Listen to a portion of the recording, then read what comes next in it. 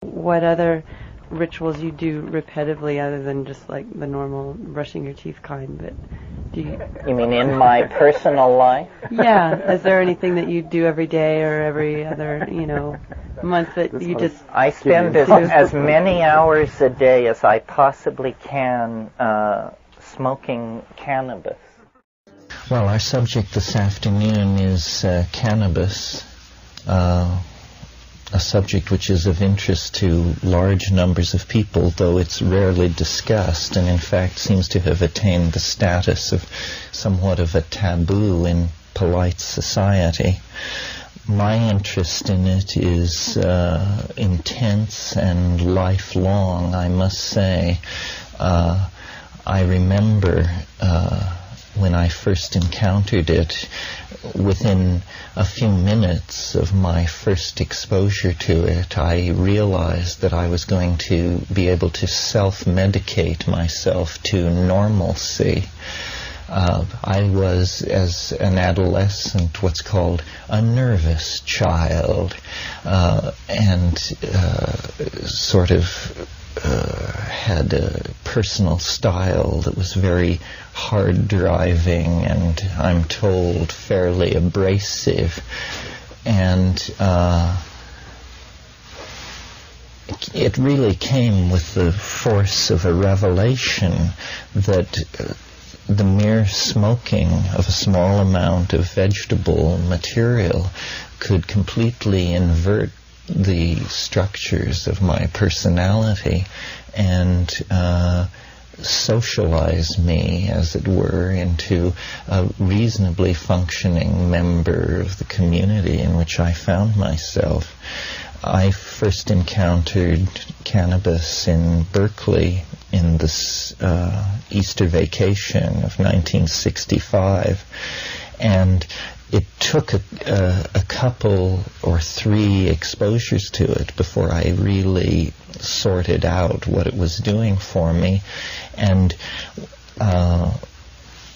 I brought to it all the programming that my middle-class straight parents had given me concerning the subject, that this was the weed of death, that the road to hell was paved with this particular substance.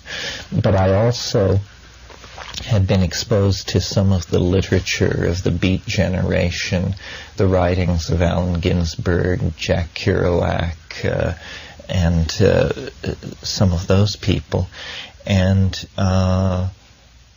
within just a few months, I had integrated it into my lifestyle as really the central practice of my life.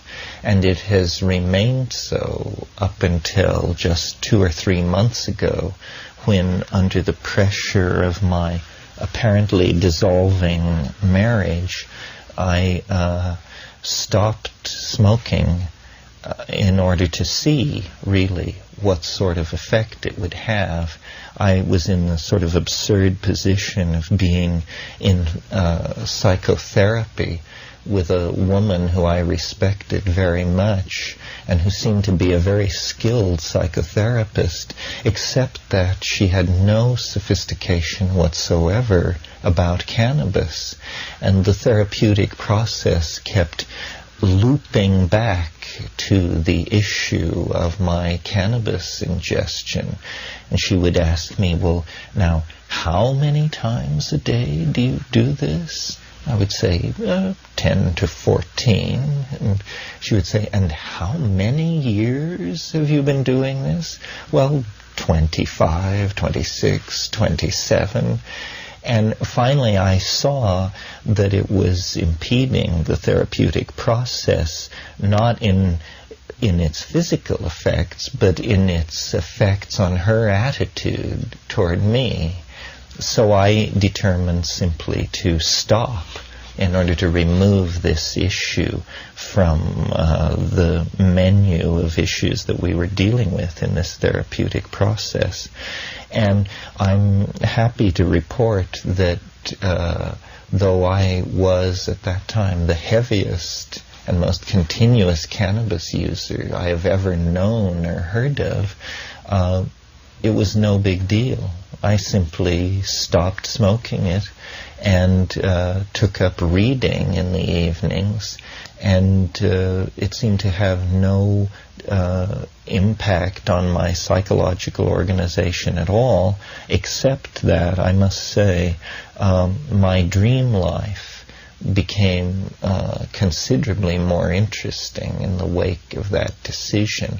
And over the years in my traveling, when there have been times when for just a few days my access to cannabis was interrupted, I noticed this same phenomenon, that in the absence of cannabis the dream life seems to become much richer. This causes me to sort of form a theory, just for my own edification, that cannabis must in some sense thin the boundary between the conscious and unconscious mind. And I sort of imagine the unconscious as a system under hydraulic pressure. And if you smoke cannabis, the energy which would normally be channeled into dreams is instead manifest in the reveries of the cannabis intoxication.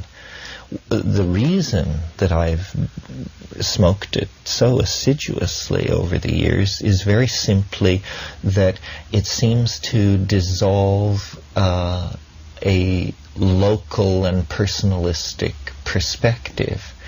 If I don't smoke cannabis, I worry about balancing my checkbook, the state of my immediate short-term career concerns. In other words, all the anxieties of the petty bourgeois pour in to claim my attention.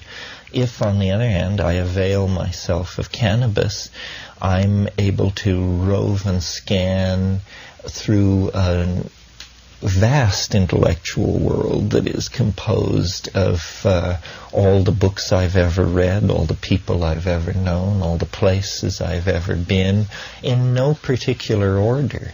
I mean, what I really value about cannabis is the way in which it allows one to be taken by surprise by unexpected ideas. In the absence of cannabis, my creativity is a kind of brick by brick, linear extrapolation of certain concerns based on what I've just read or heard in conversation.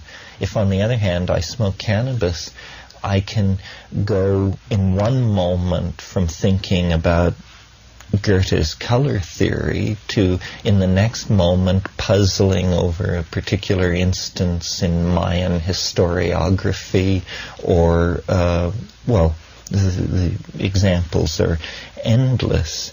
And I think that my experience is generalizable, specifically by looking at, for instance, the architectural and art historical motifs of areas of the world where cannabis has been institutionalized for thousands of years.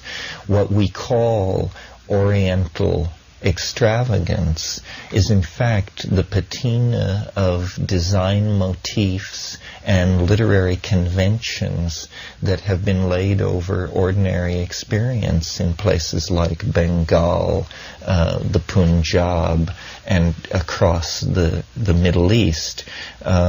Islam is a civilization, to my mind, largely, though perhaps unconsciously, under the influence of the visions and the attitudes imparted by hashish. When I attempt to analyze in the broadest sense what the influence that cannabis has on myself and on large groups of people who use it, it is that it seems to exert a kind of feminizing influence. It's a boundary-dissolving drug, but a very gentle boundary-dissolving drug. It doesn't dissolve boundaries in the spectacular way that the mega hallucinogens do. Is there anything that you do every day or every other, month that you just... I spend as many hours a day as I possibly can smoking cannabis. This is a practice. This is the secret of Terence McKenna's philosophy. Thank you very much. People, this is a practice that I've adhered to since my 17th summer.